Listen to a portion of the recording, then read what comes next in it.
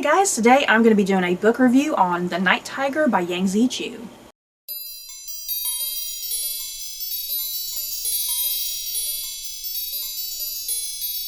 The Night Tiger by Yangsze Choo takes place in 1930s colonial Malaysia. Ji Lin works as a dance hall girl to help pay for her mother's debts. It's here that she accidentally acquires a finger in a container of liquid.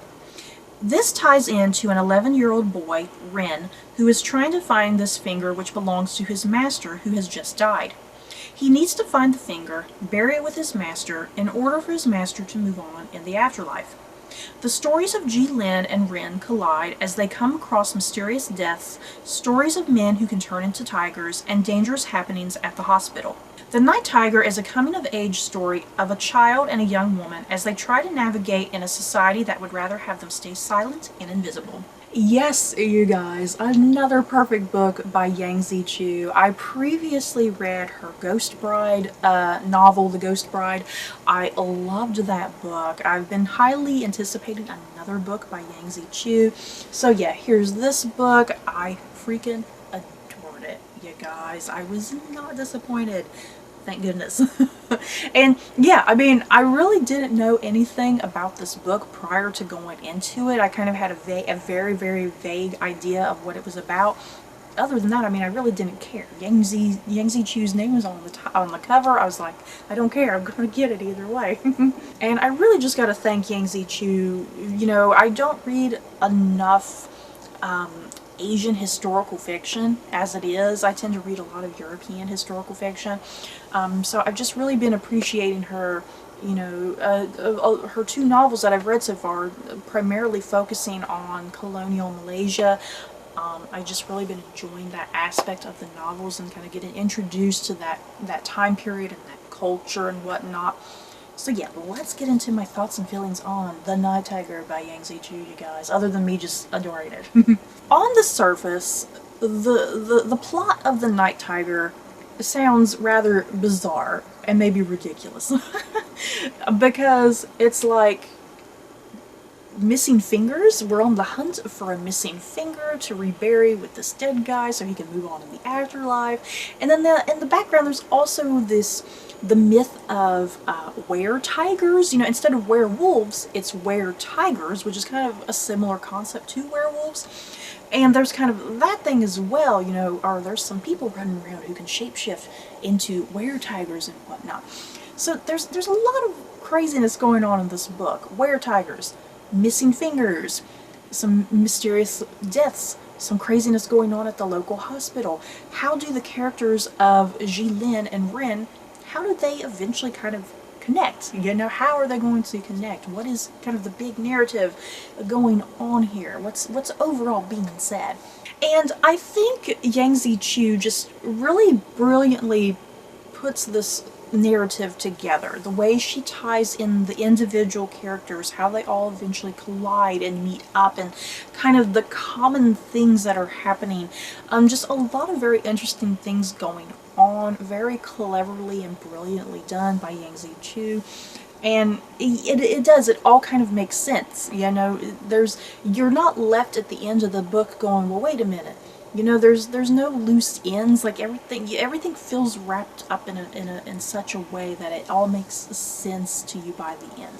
Because yeah, by the time this book ended, my mind was just blown. Yeah, guys, seriously, my mind was just blown. I was like, oh wow, I can't believe just like this element over here finally connected to this element. You know, just little things. You know, little things kind of coming together in interesting ways that you would not expect.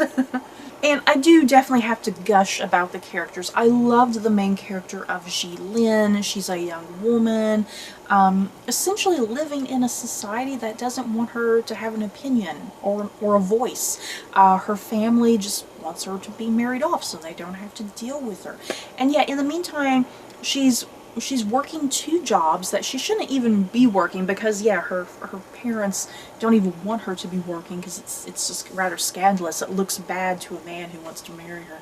But yeah, she's working two jobs. One of her jobs is kind of a cover, because she's working as a dressmaker, but that's really just a cover for her other job where she's kind of making a little bit more money. She's working as a dance hall girl, which is very scandalous for this time period. But yeah, she's trying to work these two jobs to make money because her mother has accrued some mahjong debts. And yes, she doesn't want her stepfather to know about her mother's debts and whatnot. And yes, she can't let anybody in her family know about that she is working these jobs and whatnot, where the money's coming from. So yeah, she's having a rough go of it all. And yeah, it's here at the dance hall that she's dancing with this man, and she kind of accidentally comes into the possession of this finger in a glass jar. And yeah, this is kind of what starts her narrative, you know, like, whose finger is this? What do I do with it and whatnot? This in turn ties into her relationship with her stepbrother, Shin. I love Shin in this. He's kind of off-putting on occasion, but at the same time, you like him as a character, and he has reasons, kind of the way he is and whatnot. That's explained over the course of this novel. And yeah, Ji-Lin and her stepbrother Shin, there is a bit of a romantic connection there that starts forming, which is kind of strange to the both of them because they are step-siblings, and it's like, is this weird? Is it not weird? So there's kind of that constant questioning going on between them. But yeah, the romance is not the big part of this novel. It is kind of more of a minor part of the novel. If that's kind of throwing you off, if the step-sibling romance is kind of putting you off, it's not really the biggest thing going on in the novel. So yeah, there's Ji-Lin and her stepbrother Shin who go on this mission together to figure out what's up with this finger. In the meantime, you have the character of Rin, who's an 11-year-old houseboy. His master has just recently died, but his master said, hey, I need you to find my finger, because he lost his finger somehow. It's explained in this book how he lost his finger, but he lost it like years ago. But he's like, in order for me to move on in the afterlife, I need you to go get my finger. So yeah, this starts Rin off on a whole mission. He becomes the houseboy of another character. Dr. William Acton is the other character's name. Dr. William Acton, he is a European. He comes into the possession, I guess, of Rin, if you want to think of it that way. Rin is his houseboy now. So yeah, I mean, I think already you can see some of the threads of the story coming together. Rin is looking for his master's finger. Ji-Lin is in possession of a finger. And yeah, all these characters, they eventually kind of merge at the hospital where some mysterious things are happening at the hospital. Yeah, once again, these rumors of were-tigers and whatnot also lingering in the background. And yeah, what all this also does as well with the missing finger and the idea of this man needed to move on in the afterlife. I mean, Yangsze Choo is also introducing the idea of, you know, the culture and the superstitions of the culture here at the time in 1930s Malaysia. Yeah, people they wanted to be buried. All their body parts needed to be buried together. If they're missing something, they're not going to move on to the afterlife. So I really enjoyed that aspect of the novel as well, that the culture and the superstition of the time period, just really interesting to learn about and read about. And like I was saying with Ji-Lin, because she's a young woman living in a society that would much rather have her be quiet, have no opinion. I mean, even Rin, he's kind of in that same predicament as well, because he's an uneducated houseboy who many are like, you know, that's all you're ever going to be, you can't rise in station. But yeah, Rin does have dreams and goals that he would like to accomplish. He would like to do more than just be a houseboy for his entire life, you know. So, I mean, there's that nice little parallel between Rin and Ji-Lin, you know, even though he's a little boy and she's a young woman, it's like they still have that commonality, you know, living in a society that would rather them just be silent and shut up and have no opinion. So there's kind of all that societal issues going on in the background of this narrative as well. And I kind of briefly went over the Dr. William Acton. I also really liked his character in this as well, because he's kind of the other larger character in the narrative. I liked him as a character. he might be hit or miss with you as a character, because there's things about him that are a little bit off-putting, but you still kind of like him as a character. Yeah, he has a thing for local Malaysian women. Let's put it that way. He has a thing for the local women, which is kind of getting him into a little bit of trouble with some of the deaths that are kind of happening in his connection with these women. I found him a very intriguing character, and how he does connect with Rin and Jilin by the time this novel concludes and whatnot. And the important thing about this book, because there's a lot going on, there is a group of pretty much 4 major characters, with Jilin and her stepbrother Shin, and then Dr. William Acton, and then the little boy Ran.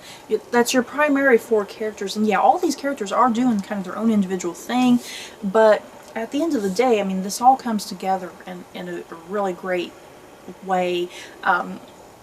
Yangsze Choo, it never feels like she gets overwhelmed with her narrative, you know. This book could have easily been overwhelming and confusing, but it never felt that way to me. I found the whole thing very compelling and interesting and intriguing. I felt like I was learning a lot about the culture of 1930s Malaysia and whatnot, and the superstitions. Just overall, I loved this book, the way it was set up, and how the narrative just progressed, how the characters progressed, just a lot of twists and turns, a lot of moments that I'm like, oh my goodness, I love this book, you guys. I was thoroughly impressed, and yeah, Yangsze Choo. As soon as the 3rd book comes out by her, I'm definitely going to go grab it. I think Yangsze Choo, she's going to be an author that I continue with every time she comes out with a book. So you guys, that's it for my review of The Night Tiger by Yangsze Choo. I freaking love this book, you guys. It's probably going to easily be one of my top favorite books by the time the year ends. So you guys, in the comments below, have you read The Night Tiger? Did you love it? Maybe you hated it. That's okay. Just let me know your thoughts down below. So that's it for this video. Don't forget to like, comment, and subscribe.